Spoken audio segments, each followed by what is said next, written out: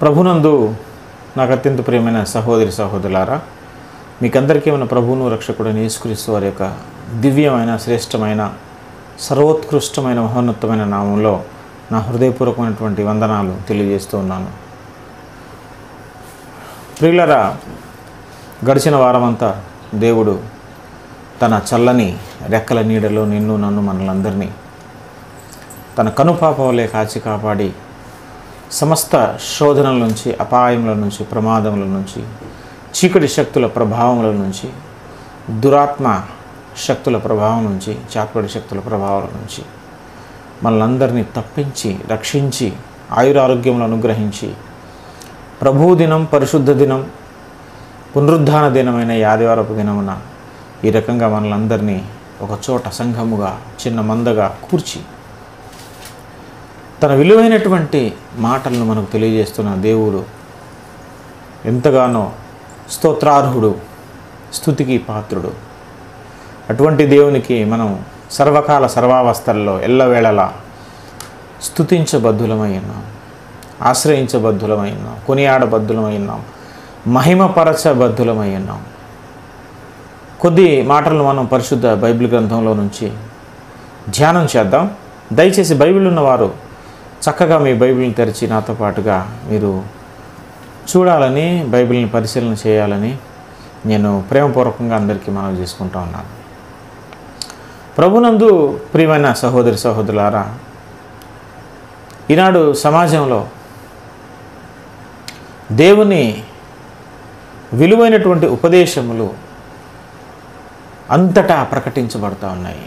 ఎంతోమంది సువార్తను విని, నమ్మి, యేసుక్రీస్తు నామముందు విశ్వాసం ఉంచి తమ పాత జీవితాలను బాప్తిస్మం ద్వారా పాతిపెట్టి నూతన సృష్టిగా క్రొత్త జన్మను పొంది, శిశువుల వలె మారి నూతన జన్మను పొంది సంఘంలో, సార్వత్రిక సంఘంలో చేర్చబడుతూ ఉన్నారు.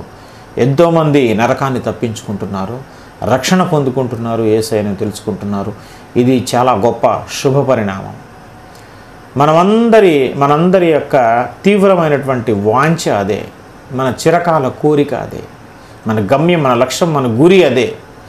మానవులందరూ చనిపోయిన తర్వాత వెళ్ళబోయే ఆ భయంకరమైన అగ్నిగుండాన్ని తప్పించుకొని ఆ స్వర్గానికి, పరలోక రాజ్యానికి, దేవుడుండే ఆ స్థలానికి ప్రతి ఒక్కరూ వెళ్ళాలి అనేదే మన ప్రగాఢమైనటువంటి కోరిక, వాంఛ అయి ఉన్నది. దేవుడు బైబిల్ గ్రంథంలో ఎన్నో విషయాలు పరిశుద్ధులైన వారికి చెప్పాడు. ఈ లోకంలో మనం ఎలాగ బ్రతకాలి, ఎవరితో సహవాసం చేయాలి, ఎటువంటి మాటలు పలకాలి, ఏ మార్గంలో నడవాలి, ఎటువంటి పారంపర్యాచారములను మనం పాటించాలి, మన ప్రవర్తన ఎలాగుండాలి, ద కోడ్ ఆఫ్ కాండక్ట్ ఎలాగుండాలి, ప్రవర్తన నియమావళి, క్రైస్తవుల ప్రవర్తన నియమావళి ఎలాగుండాలి, ఎలా ప్రార్థన చేయాలి, ఎలా బైబిల్ చదవాలి, ఇతరులతో మనం ఎలాగ కలిసిమెలిసి ఉండాలి, ఈ లోకంలో మనం ఏం పని చేయాలి అనేది బైబిల్ గ్రంథం చాలా స్పష్టంగా బోధిస్తూ ఉంది. మనమందరం బైబిల్ విద్యార్థులంగా ఒక్కొక్కటి నేర్చుకుంటూ వస్తూ ఉన్నాం. మనం ఎన్ని విషయాలు నేర్చుకుంటున్నామో వాటి ప్రకారం మన జీవితాలు కూడా కట్టబడుతూ ఉండాలి. అవి మన జీవితాలకు అన్వయించుకోవాలి. చెక్కబడుతూ మనం క్రీస్తు పోలికలోనికి మార్చబడుతూ ఉండాలి. ఒకనాటికి యేసయ్య పోలికలోనికి మనం అందరం చెక్కబడాలి. సంపూర్ణంగా ఏ రోజైతే మనం చెక్కబడతామో, మనలో చెక్కటానికి ఎటువంటి పెచ్చులు లేని స్థితి ఎప్పుడు వస్తుందో అప్పుడు మనం సంపూర్ణమైనట్టు లెక్క. అప్పుడు మాత్రమే మనం పరలోక రాజ్యాన్ని చేరుకుంటాం. బైబిల్ గ్రంథం ఒక గొప్ప సంగతిని, ఒక హెచ్చరికను విశ్వాసులైన మనకందరికీ జారీ చేస్తూ ఉంది. ఎంతోమంది బోధకులు కొన్ని వందల సంవత్సరాల నుంచి ఆ బోధ చేస్తూ ఉన్నా కూడా చాలామంది మరలా అదే తప్పుదమును చేస్తూ ఉన్నారు. ఏంటి ఆ హెచ్చరిక? దాన్ని అతిక్రమిస్తూ మరలా అదే చేస్తున్నటువంటి పని ఏంటి? బైబిల్ గ్రంథాన్ని ఒకసారి మనం చూస్తే, మరి 1 కొరింథీ పత్రిక 15వ అధ్యాయము 33వ వచనాన్ని మనం గమనించినట్లయితే, 1 కొరింథీ పత్రిక 15వ అధ్యాయము 33వ వచనంలో పౌలు భక్తుడు చెప్తున్నాడు, మోసపోకుడి దుష్ట సాంగత్యము మంచి నడవడిని చెరుపును. పరిశుద్ధాత్మ దేవుడు పౌలు భక్తుడు ద్వారా, అపోస్తులైన పౌలు భక్తుడు ద్వారా సార్వత్రిక సంఘ విశ్వాసులకు జారీ చేస్తున్న ఒక హెచ్చరిక, ప్రేమపూర్వకమైన హెచ్చరిక, ఆరోగ్యకరమైన హెచ్చరిక ఏంటంటే మోసపోవద్దు. You do not be deceived. మోసపోవద్దు. మీరు ఎలా మోసపోతామండి మనం అంటే దుష్ట సాంగత్యము మంచి నడవడిని చెరుపును. దుష్ట సాంగత్యము చేస్తే, దుష్టుల సహవాసము చేస్తే మంచి నడవడిక కూడా చెరపబడుతుంది, చెడిపోతుంది, నాశనం అయిపోతుంది. ఈ విషయం తెలిసి కూడా నువ్వు అదే దుష్ట సాంగత్యాన్ని చేస్తే మోసపోతావు. జాగ్రత్త. అందుకే మోసపోవద్దు. దుష్ట సాంగత్యము మంచి నడవడిని చెడిపేస్తుంది. ఈ మాటను బైబిల్ గ్రంథం ఎప్పటి నుంచో చెప్తూ ఉన్నా, ఎంతోమంది గొప్ప గొప్ప భక్తులు దీని మీద ప్రసంగాలు చేస్తూ ఉన్నా మన జీవితాల్లో మాత్రం ఎటువంటి మార్పు కనిపించడం లేదు. దుష్టులతో సాంగత్యం చేయొద్దని చెప్పినా కూడా మనలో చాలామంది దుష్టులతోనే సహవాసం చేస్తున్నాం, త్రాగుబోతులతోనే సహవాసం చేస్తున్నాం, వ్యభిచారులతోనే సహవాసం చేస్తున్నాం, దొంగలతోనే సహవాసం చేస్తున్నాం, అన్యాయం చేసేవారితోనే సహవాసం చేస్తున్నాం, అపవిత్రులతోనే సహవాసం చేస్తున్నాం, అబద్ధికులతోనే సహవాసం చేస్తున్నాం, జారులతోనే సహవాసం చేస్తున్నాం, విగ్రహారాధికులతోనే సహవాసం చేస్తూ ఉన్నాం, చెట్టాపట్టాలు వేసుకొని తిరుగుతూ ఉన్నాం. బైబిల్ గ్రంథం ఏం చెప్తుంది? నీ మంచి నడవడిక చెడిపోవటానికి కారణం ఏంటో తెలుసా? నీవు చేస్తున్నటువంటి దుష్ట సాంగత్యం. చాలామంది జీవితాలు ఇలాగే చెడిపోతున్నాయండి సమాజంలో. ప్రియమైన సహోదరి సహోదరుడా, నీవు ఎవరితో సహవాసం చేస్తున్నావో, నీ స్నేహితులు ఎవరో ఒక్కసారి ఈ క్షణం మైండ్లో ఒకసారి రీకాల్ చేసుకో. నువ్వు దినమెల్లా ఎవరితో మాట్లాడుతున్నావు, ఎవరి సహవాసం చేస్తున్నావు, ఎవరితో తిరుగుతున్నావు, నీ స్నేహితులు ఎవరు? నీ స్నేహితులందరూ భక్తిపరులేనా? ప్రార్థనాపరులతో సహవాసం చేస్తున్నావా? బైబిల్ గ్రంథాన్ని ధ్యానించే వారితో సహవాసం చేస్తున్నావా? దేవుని స్నేహితులతోనే సహవాసం చేస్తున్నావా? భయము భక్తి కలిగి పరిశుద్ధ జీవితం జీవిస్తున్న సహోదరులతోనే నీ సహవాసం ఉన్నదా? నీ స్నేహితులు ఎవరు అని దేవుడు నిన్ను నన్ను ప్రశ్నిస్తున్నాడు ఈ మధ్యాహ్న కాల సమయంలో. నీ సహవాసం ఎవరితో? నీ స్నేహితులు ఎవరు? ఒక్కసారి రీకాల్ చేసుకోండి మైండ్లో. నీ స్నేహితులు ఎవరు? వారు భక్తిపరులేనా? బైబిల్ గ్రంథం చెబుతుంది దుష్టుల సాంగత్యం అయితే నీవు 100% చెడిపోతావు. నీకు తెలియకుండా మనం అనుకుంటాం నేనేం చెడిపోలేదు అనుకుంటాం, కానీ నీకు తెలియకుండా నాకు తెలియకుండా మనం ఆత్మీయతలో ఎంతో మరి చాలా అట్టడుగు స్థాయికి దిగజారిపోయి ఉంటాం. ఒక్కసారి ఆత్మ పరిశీలన చేసుకుంటే మనకు అర్థమవుతుంది. ఆత్మీయతలో ఎంతగా దిగజారిపోయామో, భూదిగంతముల వరకు ఎంత దూరం వెళ్ళిపోయామో దేవుని సహవాసం నుంచి మనకు అర్థం అవడానికి ఒకవేళ సమయం పట్టవచ్చు, కానీ ఖచ్చితంగా జరగాల్సిన నష్టం అయితే ఖచ్చితంగా జరిగి ఉంటుంది. కాకపోతే అది మనం అర్థం చేసుకోలేని స్థితిలో ఉన్నావేమో, కానీ జరగాల్సిన నష్టం ఇప్పటికీ చాలా జరిగి ఉంటుంది. బైబిల్ గ్రంథం చాలా స్పష్టంగా చెప్తుంది, మనకు తెలుసు. కీర్తన గ్రంథం 1వ అధ్యాయం 1వ వచనంలో ఏముంది? దుష్టుల ఆలోచన చొప్పున నడువక, పాపుల మార్గాన్ని నిలవక, అపహాసకులు కూర్చున్న చోట కూర్చుండక అని చెప్తుంది.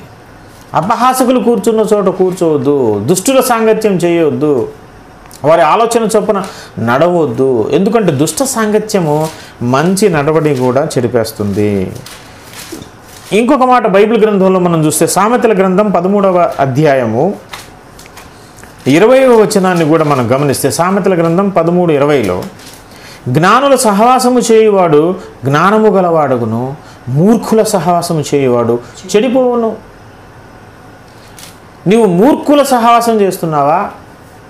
నీవు చెడిపోతావు సుమా. ఇది నేను కాదు, బైబిల్ గ్రంథం చెప్తుంది. జ్ఞానుల సహవాసం చేయము. ఆత్మ సంబంధమైన జ్ఞానుల సహవాసం చేస్తే ఆ జ్ఞానం కాస్తా కూస్తా మనకు కూడా అబ్బుతుంది. వారి ప్రవర్తన నియమావళిని చూసి, వారి జీవితాన్ని చూసి, వారి భక్తి జీవితాన్ని చూసి, దేవుని జ్ఞానంతో నింపబడినటువంటి వారి మాటలను చూసి మనం కాస్తా కూస్తా ప్రభావితులం అయిపోతాం. మన జీవితం మనకు తెలియకుండా మంచి మార్గంలోకి వెళ్తుంది, మారిపోతుంది. చెడ్డవారితో సహాయం చేస్తే మనం తెలియకుండా మనం ఎలాగైతే చెడిపోతామో, జ్ఞానులతో, మంచివారితో, పరిశుద్ధులతో, ప్రార్థనాపరులతో సహవాసం చేసినప్పుడు మనకు తెలియకుండానే మనం మంచివారిగా మారిపోతాం. బైబిల్ గ్రంథం చెబుతుంది జ్ఞానులతో సహవాసం చేయము అని. ఎంత చెప్తున్నా కూడా మనలో చాలామంది జీవితాలు ఎలాగ ఉన్నాయంటే దుష్టులతోనే సాంగత్యం చేస్తున్నాం. దేవుని ఎరుగని వారితో, నిజమైన దేవుని ఎరుగని వారితోనే సహవాసం చేస్తున్నాం. అందుకే మన జీవితాలు అంతగా మార్పు చెందలేదు. మన జీవితాలే ఎలాగుంటే మరి మన బిడ్డల జీవితాలు ఇంకెట్లా మారుతాయి? త్రాగుబోతులుగా ఉన్న మన ఇంట్లో ఉన్నటువంటి యజమానులు ఎలాగ మారుతారు? మన భార్య ఎలా మారుతుంది? మన భర్త ఎలా మారుతాడు? పిల్లలు ఎలాగ మారుతారు? ఎందుకని? మన జీవితమే సరిగలేదు కదా. మరి బైబిల్ గ్రంథం ఖరాఖండిగా ఖండిస్తూ ఉంది. ఈ అంత్య దినాలలో ప్రియమైన సహోదరుడా, ఈ విషయాన్ని గమనించు, మనస్కరించు, దృష్టి పెట్టు, లగ్నము చేయి, ఈ విషయం మీద దృష్టి సారించు. లైట్ తీసుకోవద్దు, సీరియస్గా తీసుకో విషయాన్ని. దుష్టుల సాంగత్యం చేస్తున్నావా? నీ స్నేహితులు ఎవరు? బైబిల్ గ్రంథంలో కొంతమంది దుష్టుల సహవాసం చేసి చెడిపోయిన వారు బైబిల్ గ్రంథంలో చాలామంది ఉన్నారు. దుష్టుల సహవాసం చేసి చెడిపోయిన వారు చాలామంది ఉన్నారు. కొంతమంది అయితే పగ తీర్చుకోవాలని ప్రయత్నం చేశారు. పగ తీర్చుకోవాలని ప్రయత్నం చేసి వారు ఏ గుంట అయితే తవ్వారో అందులో వాళ్ళే మరలా పడిపోయారు. ఒక్కసారి మనం బైబిల్ గ్రంథాన్ని చూస్తే కీర్తనల గ్రంథం 7వ కీర్తన 15వ వచనాన్ని చూస్తే మనం 7వ కీర్తన 15వ వచనంలో, వాడు గుంట త్రవ్వి దానిని లోతు చేసి ఉన్నాడు, తాను త్రవ్విన గుంటలో తానే పడిపోయాడు. ఈ అవలక్షణాలు, ఈ గుణలక్షణాలు దుష్ట సాంగత్యం చేయటం వల్ల మనకు అలవాటవుతుంది. ఏంటంటే మోసం చేయటం, ఇతరులకు అన్యాయం చేయటం, ఇతరులను అంతమొందించాలని చూడటం, ఇతరులు లేకుండా చేయని ఉపాయం పన్నాగం ఎత్తటం. ఇటువంటి బుద్ధి స్వభావం మనలో ఎలాగొస్తుంది అని అంటే దుష్టుల సాంగత్యం చేస్తూ ఉంటే కొంతకాలానికి మనకు కూడా అలాంటి అవలక్షణాలు వచ్చేస్తాయి. బైబిల్ గ్రంథం చాలా చెప్తుంది, ఎవడైతే గుంట తవ్వుతాడో అని గుంటలో అతనే పడిపోతాడంట. ఇటువంటి చక్కని ఉదాహరణ మనం చూస్తే ఎస్తేరు గ్రంథం 7వ అధ్యాయం 9వ వచనంలో చూస్తే మనకందరికీ తెలుసు, ఇక్కడ మనకు మొర్దెకైని ఉరి తీయించాలని, మొర్దెకై తనకు నమస్కారం చేయనందుకు, తనకు గౌరవం ఇవ్వనందుకు ఇక్కడ హామాను అనే వ్యక్తి కనిపిస్తూ ఉన్నాడు. అతను మొర్దెకైని చంపించడం కోసం కుట్ర చేసి ఏం చేస్తాడంటే ఒక కొయ్య చేయిస్తాడు. అతను ఉరి తీయించే కొయ్యను తయారు చేయిస్తే ఏం జరిగిందో స్టోరీ మనకు తెలుసు. తాను చేయించిన ఆ కొయ్య మీదే తననే ఉరిదీసే పరిస్థితి వచ్చింది. రాజుగారికి ఎప్పుడైతే నిజం తెలిసిందో హామా అనే బలైపోయాడు. తాను చేయించిన కొయ్య మీద తానే ఉరితీయబడ్డాడు. 7వ అధ్యాయం ఎస్తేరు గ్రంథం 9వ వచనంలో చదివితే, రాజు ముందర నుండి షండులలో హర్బోనా అనునొకడు ఏలినవాడ చిత్తగించుము, రాజు మేలు కొరకు మాటలాడిన మొర్దెకైని ఉరితీయుటకు హామాను చేయించిన 50 మూరల ఎత్తుగల ఉరికొయ్య హామాను ఇంటి వద్ద నాటబడి ఉన్నదనగా రాజు దాని మీద వాని ఉరితీయుడని ఆజ్ఞ ఇచ్చెను. ఎస్తేరు 7:10. కాగా హామాను మొర్దెకైకి సిద్ధము చేసిన ఉరికొయ్య మీద వారు అతనినే ఉరి తీసిరి. అప్పుడు రాజు యొక్క ఆగ్రహం చల్లారాను. చూడండి ఎలాగుందో. తాను చేయించిన ఉరికొయ్య మీద తానే బలైపోయాడు, ఉరి తీయబడ్డాడు. అందుకే ఇతరుల కోసం, ఇతరులను చంపేయాలని, అంతమొందించాలని కుట్ర పన్ని మనం ఏదైతే అన్యాయం చేయాలనుకుంటామో ఆ అన్యాయం తిరిగి మన మీదకే వస్తుంది. ప్రియ సహోదరుడా, సహోదరి, నీ మనసులో ఉన్నటువంటి అటువంటి ఆలోచనలు చెత్తంత తీసేయి. అంటే చంపించేసేయాలనే కసి ఒకవేళ మనకు లేకపోయినా ఏదో విధంగా ఎదుటివారిని హాని చేయాలి, అన్యాయం చేయాలి, అవమానపరచాలి, బాధనందించాలి అని ఏదైతే అనుకుంటావో ఈ క్షణం అందే అవి మనసులోంచి తీసేయి. ఎందుకంటే అవే నీ మీదకి వస్తాయి. నువ్వు ఏది చేయాలనుకున్నావు అదే నీ మీదకి వస్తుంది. పరిశుద్ధ బైబిల్ గ్రంథంలో ఉపధ్యాయ గ్రంథము 1వ అధ్యాయము 15వ వచనంలో ఒక చక్కని మాట ఉంటుంది. ఏమో తెలుసా? యెహోవా దినము అన్యజనులందరి మీదకు వచ్చుచున్నది, అప్పుడు నీవు చేసినట్టే నీకును చేయబడును, నీవు చేసినదే నీ నెత్తి మీదకి వచ్చును. నీవు చేసిందే నీ నెత్తి మీదకి వస్తుంది, నీవు చేసినట్టే నీకు చేయబడుతుంది. జ్ఞాపకం చేసుకో ప్రియ సహోదరి సహోదరుడా. నీవు ఏం చేయాలనుకో, నీవు కొలత చొప్పునే నీకు కొలవబడుతుంది. నువ్వు ఏం చేయాలి, నువ్వు విత్తినదే, నువ్వు నాటినదే ఏదైతే ఉందో అదే కోస్తావు. నువ్వు విత్తిందే కోస్తావు. నువ్వు అన్యాయం విత్తితే అన్యాయం కోస్తావు. నువ్వు ఏది ఇతరులకు హాని చేయాలనుకుంటున్నావో ప్రియ సహోదరి సహోదరు, అదే హాని దేవుడు నీ మీదకి రప్పిస్తాడు. కాబట్టి అటువంటి ఆలోచన మన హృదయాల్లో ఉంటే ముందుగా మనం ఈ క్షణంలోనే దాన్ని తీసేయాలి. కొందరి జీవితాలను పరిశుద్ధ బైబిల్ గ్రంథంలో మనం పరిశీలన చేస్తే, మొదటి రాజుల గ్రంథము 22వ అధ్యాయము 3-4 వచనాలు మనం గమనిస్తే, మొదటి రాజుల గ్రంథం 22వ అధ్యాయము 3-4 వచనాల్లో ఇక్కడ మనకు ఒక రాజు కనిపిస్తూ ఉన్నాడు.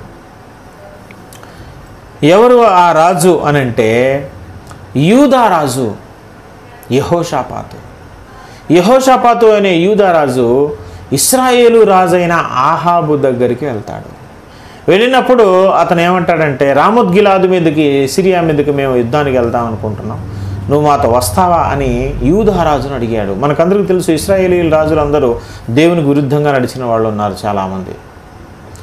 యూదా రాజులు మాత్రం దావీదు వంశావళిలో నుంచి వస్తున్నవాళ్ళు, వాళ్ళు తరతరాల నుంచి వస్తున్నవాళ్ళు, వాళ్ళ వంశాపారంపర్యంగా వస్తున్నవాళ్ళు. వీళ్ళల్లో ఏం జరిగిందో చూడండి.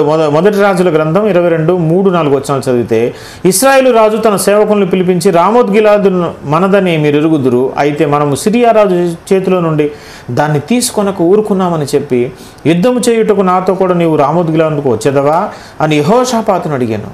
అందుకు యెహోషాపాతు, నేను నీ వాడనే, నా జనులు నీ జనులే, నా గుర్రములు నీ గుర్రములే అని ఇశ్రాయేలు రాజుతో చెప్పాను. ఏమంటాడు ఇతను? రామోత్గిలాదు మీదకి, సిరియన్ల మీదకి యుద్ధానికి వెళ్దాం, నువ్వు వస్తావా అని అడిగితే, భలే పనే, నా జనులే నీ జనులు, నా గుర్రాలు నీ గుర్రాలు, నా రథాలు నీది, మాదంతా మీదే, పదా వెళ్దామని చెప్పాడండి. ఆహాబు రాజు ఎంత భయంకరుడో తెలుసు కదా, ఎంత క్రూరుడో తెలుసు కదా. అతనితో చట్టాపట్టాలు వేసుకొని అతనితో యుద్ధం చేయడానికి యూదా రాజైన యెహోషాపాతు వెళ్ళాడు. ఎవరితో సహవాసం చేస్తున్నాడు తెలుసండి ఇతను? మొదటి రాజుల గ్రంథం 22లోనే 40వ వచనం చూడండి. ఆహాబు తన పితరులతో కూడా నిద్రించగా అతని కుమారుడైన అహజ్యా అతనికి మారుగా రాజాయను. ఎవరంటే ఆహాబు తర్వాత ఆహాబు కొడుకు అహజ్యా రాజాయను. అతనితో కూడా 44వ వచనం చూడండి. యెహోషాపాతు ఇశ్రాయేలు రాజుతో సంధి చేసెను. అంటే ఆహాబు తదనంతరం తన కుమారునితో కూడా సంధి చేసుకున్నాడు. ఎవరు? యెహోషాపాతు రాజు. మనకందరికీ తెలుసు, యెహోషాపాతు రాజు ఆహాబుతో యుద్ధానికి వెళ్ళినప్పుడు ఆహాబ్ ఏమో వేషం వేసుకొని వెళ్తాడు. మనకందరికి తెలిసిందే కదా. వేషం వేసుకొని వెళ్ళినప్పుడు అందరూ యూదా రాజుని యెహోషాపాతును చూసుకొని ఇతనే ఆహాబ్ అనుకొని అతను తరుముతూ ఉంటే కేకలు పెడతాడు. అప్పుడు ఇతను కాదనుకొని బాణం వేస్తాడు. గురి చూడకుండా వేసినా కూడా వెళ్ళి ఆహాబు గుచ్చుకుంటుంది, రథం మీద చచ్చిపోతాడు. మనకందరికి తెలిసిన స్టోరీ. 2వ రాజుల గ్రంథం 8వ అధ్యాయము 16వ వచనం చూస్తే, 2వ రాజులు 8:16లో ఆహాబు కుమారుడును ఇజ్రాయేలు వారికి రాజునైన యెహోరాము ఏలుబడిలో, ఆహాబు కుమారుడని యెహోరాము ఏలుబడిలోనంట 5వ సంవత్సరం ముందు యెహోషాపాతు యూదా రాజు అయి ఉండగా యూదా రాజైన యెహోషాపాతు కుమారుడైన యెహోరాము ఏలను ఆరంభించెను. అక్కడ ఆహాబు కుమారుడు యెహోరామే, ఇక్కడ యెహోషాపాతు కుమారుడు కూడా యెహోరామే. నిజానికి ఆహాబు తర్వాత తన కుమారుడు అహజ్యా, ఆ అహజ్యా తర్వాత ఇంకొక కుమారుడు యెహోరాము ఆహాబుకి. యెహోరాము అక్కడ రాజు అయినప్పుడు యెహోషాపాతు తర్వాత అతని కుమారుడు యెహోరాము, ఇతను కూడా యెహోరామే, అతను యెహోరామే రాజు అయ్యాడు. 17వ వచనం. అతడు ఏలను ఆరంభించినప్పుడు 32 ఏళ్ల వాడయ్యుండి యెరూషలేము మందు 8 సంవత్సరం ఏలెను. 18 ఇతడు ఆహాబు కుమార్తెను పెళ్లి చేసుకొని ఉండెను గనుక ఆహాబు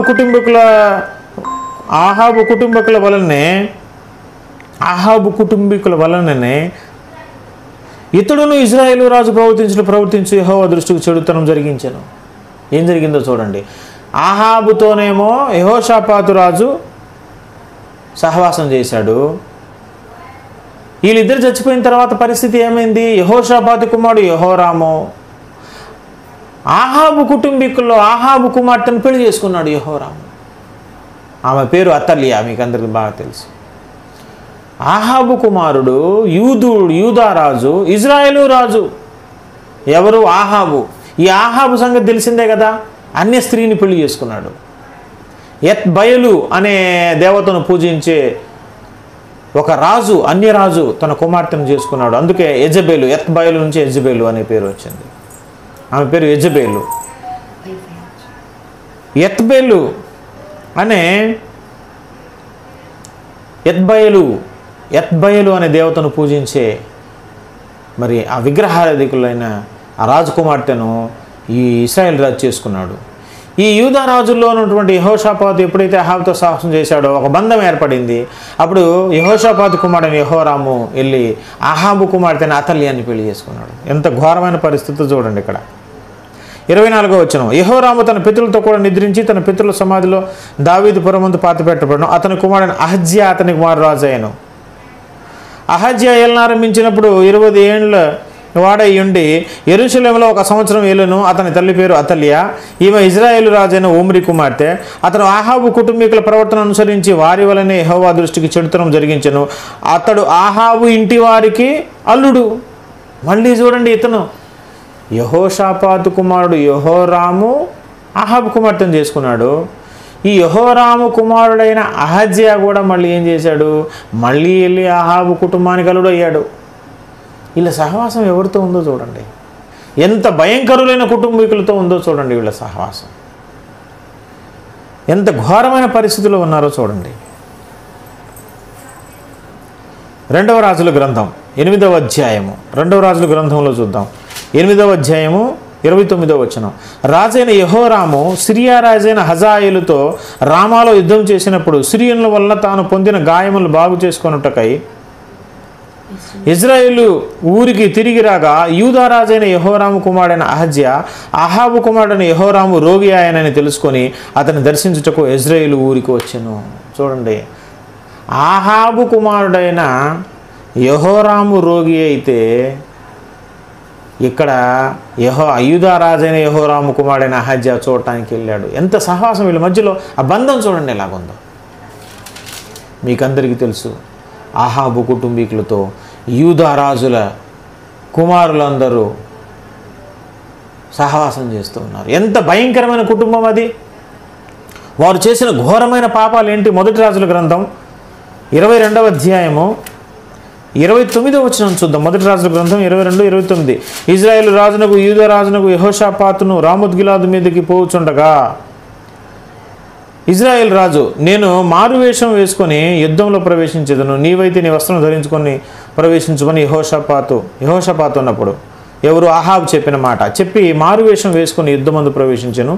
సిరియా రాజు తన రథం మీద అధికారులైన 32 అధిపతులను పిలిపించి, అల్పులతోనైనా మనుషులతోనైనా మీరు పోట్లాడవద్దు, ఇజ్రాయేలు రాజుతో మాత్రం పోట్లాడుతూనే ఆజ్ఞ ఇచ్చుండగా రథాధిపతులు యెహోషాపాతును చూసి ఇతడే ఇజ్రాయేల్ రాజు అనుకొని పోట్లాటకు అతని మీదకి వచ్చి యెహోషాపాతు కేకలు వేయగా రథాధిపతులు అతడు ఇజ్రాయేలు రాజు కానుడు గుర్తుపట్టి అతన్ని తరుముట మానివేసిరి.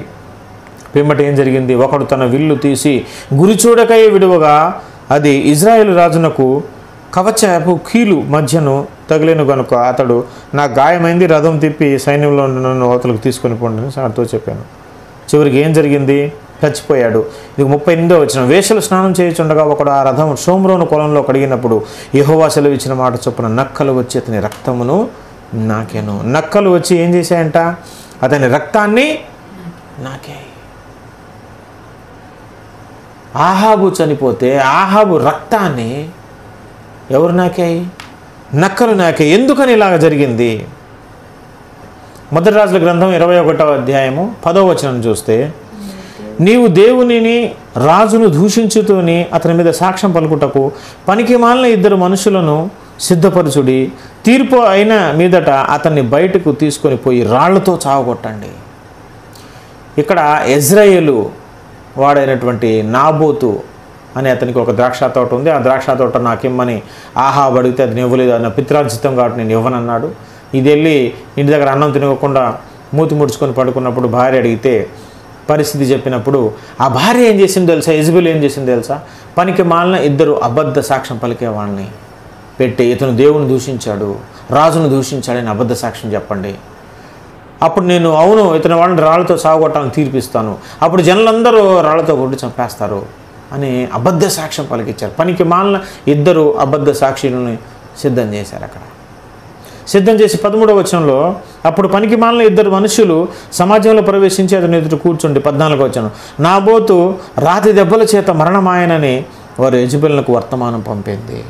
19వ వచనం నీవు అతని చూచి ఈలాగున కొనవలనని నీవు నాబోతును చంపితివి కదా, యెహోవా సెలవిచ్చినదేమనగా ఏ స్థలమందు కుక్కలు నాబోతు రక్తమును నాకేనో ఆ స్థలమందే కుక్కలు నీ రక్తమును నిజముగా నాకునని అతనితో చెప్పింది. 21వ వచనం అందుకు యెహోవా ఇలాగ సెలవిచ్చాను, నేను నీ మీదకి అపాయం రప్పించదును, నీ సంతతి వారిని నాశనం చేతును, అల్పులేమి ఘనులేమి ఇజ్రాయేలు వారిలో ఆహాబు పక్షమున ఎవరు లేకుండా మనుషులందరినీ నిర్మూలం చేసేస్తాను. నేను అమాయకుడు ఒక మంచివాడైనటువంటి నాబోతు అనే వ్యక్తిని అన్యాయముగా రాళ్లతో కొట్టి చంపించి అతని రక్తము కళ్ళు చూశారు, అతని రక్తాన్ని కుక్కలు వచ్చి నాకాయి. అప్పుడు దేవుడు ఆహాబును యెజెబెలును అతని కుటుంబీకులను ఎవరిని వదలను, నేను ఏ కుక్కలైతే నాబోతు రక్తాన్ని నాకే అదే స్థలంలో అదే ఇజ్రాయిల్లో వీళ్ళందరి రక్తాన్ని కూడా కుక్కలు నాకేటట్టు చేస్తానని దేవుడు చెప్పాడు. ఎంత ఘోరమైన కుటుంబం అండి ఇది. ఎవరి మీద పగ తీర్చుకున్నారండి వీళ్ళు? ఒక అమాయకమైన వ్యక్తి మీద. ద్రాక్ష తోట ఇవ్వనందుకు ఏమన్యాయం చేశాడండి అతను. కానీ అతన్ని అన్యాయంగా చంపించినప్పుడు ఏదైతే అన్యాయంగా చంపించి ఎవరి రక్తాన్ని అయితే కుక్కల చేత నాకిచ్చారో అదే వీళ్ళ మీదకి జరిగింది. ఎవరు తవ్విన గుంటలో వారే పడతారు, ఎవరు తయారు చేసిన కొయ్య మీద వారే ఉరి తీయబడతారు. నీవు చేసింది నీ నెత్తి మీదకి వస్తుందని చెప్పినట్టుగా ఆహాబు కుటుంబం మీదకి చూడండి ఎంత ఘోరమైనటువంటి ప్రమాదాన్ని వాళ్ళు కొని తెచ్చుకున్నారో. 2వ రాజుల గ్రంథం 9వ అధ్యాయము 30వ వచనం. 2వ రాజుల గ్రంథం 9వ అధ్యాయం 30వ వచనం యెహూ ఇజ్రాయేలు ఊరికి వచ్చిన సంగతి యెజెబెలునకు వినబడెను గనుక ఆమె తన ముఖమునకు రంగు పూసుకొని శిరోభూషణములు ధరించుకొని కిటికీలో నుండి కనిపెట్టి చూచుచుండగా 33వ వచనం దీని కిందకి పడదేవుడు అని అతడు చెప్పగా వారు దాన్ని క్రిందకి పడదోసినందున దాని రక్తంలో కొంత గోడ మీదను గుర్రముల మీదను చిందెను, మరియు గుర్రముల చేత అతడు దాన్ని తొక్కించెను. అతడు లోపల ప్రవేశించి అన్నపానములు చేసిన తర్వాత ఆ శాపగ్రస్తురాలు రాజకుమార్తె కనుక మీరు వెళ్ళి దాన్ని కనుగొని పాతిపెట్టిన ఆజ్ఞేయగా వారు దాన్ని పాతిపెట్టబోయిరి. అయితే దాని కపాలములు పాదములు అరచేతులు తప్ప మరి ఏమీ కనబడలేదు. చూడండి, వారు తిరిగి వచ్చి అతనితో ఆ సంగతి తెలియజెప్పగా అతడు ఇట్లను ఇది యెజెబెలుని ఎవరును గుర్తుపట్టలేకుండా ఇజ్రాయేలు భూభాగమందు కుక్కలు యెజెబెలు మాంసం తినును. అదే స్థలమందు ఈమె మాంసాన్ని కుక్కలు తిన్నాయండి. ఇందాక మనం చదివాం ఆ సిరియనులతో యుద్ధంలో ఆహాబుకి బాణం గుచ్చుకొని చచ్చిపోయినప్పుడు అతని రథంలో ఉన్నటువంటి ఆ రక్తాన్ని ఆ వేశ్యలు స్నానం చేసే స్థలానికి వెళ్ళి రథం కడుగుతున్నప్పుడు కుక్కలు వచ్చి రక్తాన్ని నాకాయి. ఎందుకు ఇంత ఘోరమైన పరిస్థితి, ఎందుకు ఇంత భయంకరమైన పరిస్థితి వచ్చింది అంటే కారణం ఒక అమాయకుడిని వీళ్ళు చంపేశారు. అంత మాత్రమే కాదండి, వీళ్ళ కొడుకు యెహోరాము తెలుసు కదా, ఇందాక చెప్పాం కదా ఆహాబు కొడుకు యెహోరాము, అతనితో కూడా ఈ అహజ్యా మళ్ళీ సహవాసం చేశాడని చెప్పాం కదా, యెహోషాపాతు కుమారుడు కూడా. వాళ్ళకేం జరిగింది చూద్దాం ఒకసారి. ఇదే 2వ రాజుల గ్రంథం 9వ అధ్యాయం 22వ వచనం నుంచి చదివితే మనం అంతటా యెహోరాము యెహూను చూచి యెహూ సమాధానమా అని అడుగగా యెహూ నీ తల్లి అయిన యెజెబెలు జారత్వములను చిల్లంగితనములను ఇంత అపరిమితమై ఉండగా సమాధానమే ఎక్కడి నుంచి వచ్చున నేను. యెహోరాము రథము తిప్పి అహజ్యా ద్రోహము జరుగుచున్నదని అహజ్యాతో చెప్పి పారిపోయాను. అతడు యెహూ తన బలము కొలది విల్లు ఎక్కుపెట్టి యెహోరామును భుజముల మధ్య కొట్టగా బాణము అతని గుండెల గుండా దూసిపోయాను కనుక అతడు తన రథమునందే ఒరిగాను. చూడండి, యెహోరాము కూడా చచ్చిపోయాడు అక్కడ. ఇతని పరిస్థితి కూడా అలాగే అయింది. ఎందుకని ఈ శాపం వీళ్ళ మీదకి వచ్చిందంటే వీళ్ళు చేసినటువంటి అన్యాయం. వీళ్ళ తల్లి యెజెబెలు ఏం చేసిందో తెలుసా అండి? ప్రవక్తలను చంపించేసింది. అంత మాత్రమే కాదండి, ఈ యెజెబెలుకు కూతురు ఉంది, ఆమె అతల్య. తల్లి కూతుళ్ళ కథ ఇది. తల్లి ఏం చేసిందో కూతురు అదే చేసింది. తల్లి ఎట్టిదో బిడ్డ అట్టిదే అని పరిశుద్ధ బైబిల్ గ్రంథం చెప్తుంది. యెజెబెలు ఎలాగుందో ఆ ఘోరమైన కార్యాలు చూస్తూ ఆమె సన్నిధిలో పెరిగినటువంటి ఆమె కూతురు అతల్య ఇప్పుడు యెహోషాపాతు కోడలైంది కదా, యెహోరాము భార్య కదా, యెహోరాము చేసుకున్నాడు కదా మన ఆహాబు కూతురుని అతల్యాను. ఈమె కూడా ఏం చేసింది? ఈమె విషయం కూడా ఒకసారి మనం పరిశుద్ధ బైబిల్ గ్రంథంలో నుంచి చూద్దాం. ఈమె ఏం చేసిందో.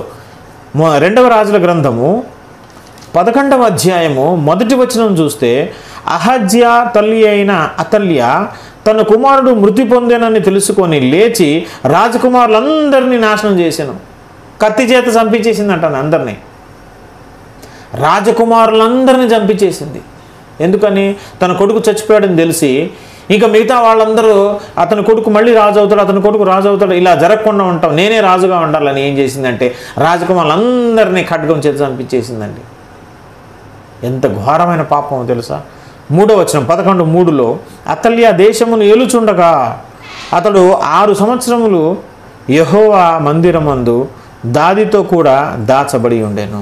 అంటే యోవాబు అనే ఒక చిన్న పిల్లవాడిని, అది అతల్య అందరిని చంపేస్తుంటే యోవాబు అనే చిన్నపిల్ల తన దాది ఎత్తుకొని పోయి 6 సంవత్సరాలు దేవాలయంలో దాచిపెట్టింది. ఇంకా కిందకు చూస్తే 12వ వచనంలో, అప్పుడు యాజకుడు రాజకుమారుని బయటకు తోడుకొని పోయి అతని తల మీద కిరీటం పెట్టి ధర్మశాస్త్ర గ్రంథము అతని చేతికిచ్చి తరువాత వారు అతన్ని పట్టాభిషేకం చేసి చప్పట్లు కొట్టగా. 15వ వచనం 15వ వచనం పైన చూస్తే, అప్పుడంట తన వస్త్రములు చింపుకొని అతల్య ద్రోహము ద్రోహముని కేకలు వేయగా యాజకుడైన యెహోయాదా సైన్యములోని శతాధిపతులకు ఏం చెప్పాడు? యెహోవా మందిరమందు ఆమెను చంపకూడదు, పంక్తులు బయటకు ఆమెను వెళ్ళగొట్టుడి, ఆమె పక్షపు వారిని ఖడ్గము చేత చంపుడని ఆజ్ఞ ఇచ్చెను కనుక రాజమందిరములోనికి గుర్రములు వచ్చు మార్గమున ఆమెకు దారి ఇచ్చిరి. ఆమె వెళ్ళిపోగా వారు ఆమెను అక్కడ పట్టుకొని చంపిరి. 11:20లో, మరియు వారు రాజనగరు దగ్గర అతల్యను ఖడ్గము చేత చంపిన తరువాత దేశపు జనులందరూ సంతోషించిరి, పట్టణము నిమ్మళముగా ఉండెను. ఏమండి, ఒక వ్యక్తిని చంపేస్తే ఊరు సంతోషించిందంట, పట్టణమంతా నిమ్మళంగా ఉందంట. అంటే ఈ అతల్య ఎంత అల్లోకల్లోలం చేసి ఉంటుంది, ఎంత ఘోరమైన నరవధ జరిగించి ఉంటుంది. రాజకుమారులందరినీ ఖడ్గం చేత అడ్డంగా నరికిచ్చేసిందండి ఈమె చచ్చిపోతే.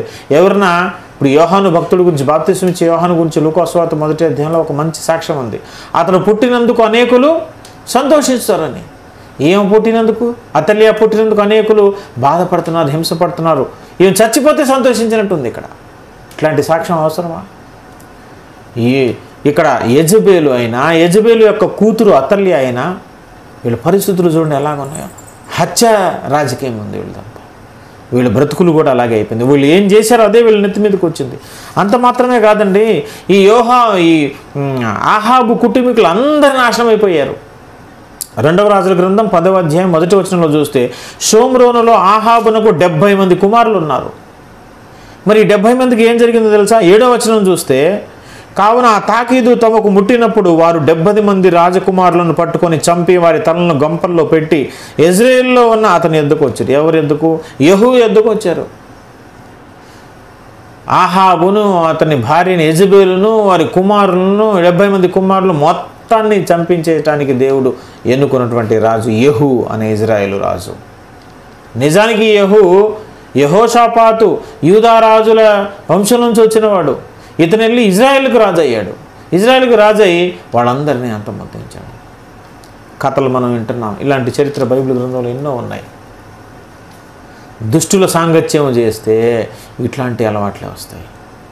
మనం ఏం చేస్తామో అదే మన నెత్తి మీదకి వస్తుంది. పగలు ప్రతీకారాలు, పగ తీర్చుట నా పని అన్నాడు దేవుడు. ప్రేమించటం మన పని, ఓర్పు సహనం మన పని. అన్నిటికీ తీర్పు తీర్చే దేవుడు మనకున్నాడు. సంయమనం పాటించి విరోధుల కొరకైనా మనం ప్రార్థన చేసి ఎవరికి ఏ జీతం ఇవ్వాలో, ఎవరికి ఏ తీర్పు ఇవ్వాలో, ఎవరిని ఖండనో, ఎవరికి దండనో, ఎవరికి బహుమానమో తీర్పు దినాన బయటపడుతుంది. అప్పటి వరకు ప్రార్థన చేయటమే మనం చేయం.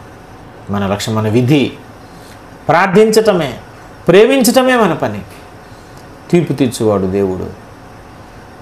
హత్యలు చేయటం కాదు, మానసికంగా హత్య చేస్తారు కొంతమంది, మాటలతో హత్య చేస్తారు. కత్తిపోట్లు వంటి మాటలు పలికి ఎదుటివారిని హత్య చేస్తారు. యెజబేలు, ఆహాబు, అతల్యలాగా నరహత్య జరిగించకపోవచ్చు, భౌతికమైన ఖడ్గముతో హత్య చేయకపోవచ్చు, కానీ నాలుకను పదును పెట్టి నాలుక చేత కత్తిపోటు వంటి మాటలు పలికి ఎదుటివారి హృదయాలను గాయాలు చేసి హత్య చేసేవాళ్ళు మనలో చాలామంది ఉంటారు. వారు కూడా వీళ్ళతో సమానమే. దేవుడు విడిచిపెట్టడు, మోసపోకుడే. దేవుడు అన్యాయస్తుడు కాదు, దేవుడు ఎవరిని విడిచిపెట్టడు. ప్రియ సహోదరి సహోదరుడా, ఈ లోకం నుంచి మనం ఎత్తుకొని పోయేది ఏముండదు. దుష్టుల సాంగత్యం చేస్తే అలవాట్లు మనకు కూడా అబ్బుతాయి, మన జీవితం మారిపోతుంది, మన బ్రతుకు పాడైపోతుంది. వీలైతే ప్రేమిద్దాం, వీలైతే ప్రేమించాలి. అంతేగాని ద్వేషాలు, పగలు, ప్రతీకారాలు మనం పెట్టుకుంటే, చరిత్ర చదువుతున్న బైబిల్ గ్రంథం ఎటువంటి వారి చరిత్ర ఏమైపోయిందో. ఎదుటి వారిని మాయ చేయాలి, మోసం చేయాలి, ఎదుటి వారిని అవమానపరచాలనుకునే మన జీవితాలు మనం అవమానపరచబడతాం. అవే మన మీదకి తిరిగి వస్తుంటాయి. ఎదుటి వారి మీదకి వేసే రాళ్ళన్నీ బంపై రబ్బర్ బంతి వలె ఎగిరిపడి మరలా మన మీదకి వస్తాయి. చరిత్ర చదువుకుంటున్నాం మనం.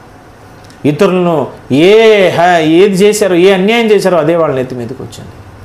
కాబట్టి మనం మేలు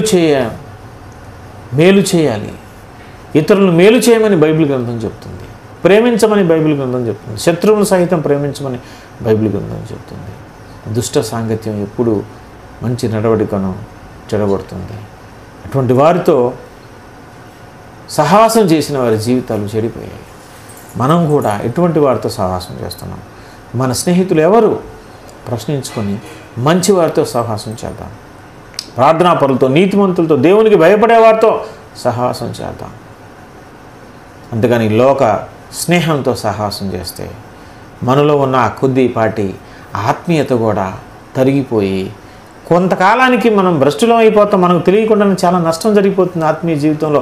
ఈలోపు ఎప్పుడో పుట్టుకున్న ప్రాణం పోతుంది, కళ్ళు తెరిస్తే అగ్నిగుండం కనబడుతుంది. ప్రియ స్నేహితులారా, దేవుని బిడ్డలతో సహవాసం చేద్దాం, దేవుని మందిరంతో సహవాసం చేద్దాం, దైవ సేవకులతో సహవాసం చేద్దాం, విశ్వాసంతో, ప్రార్థనాపరులతో, ప్రార్థన వీరులతో సహవాసం చేద్దాం, బైబిల్ గ్రంథంతో సహవాసం చేద్దాం. దేవుడు మనకందరికీ అట్టి కృప అనుగ్రహించును గాక. ఆమేన్. అందరికీ వందనాలు.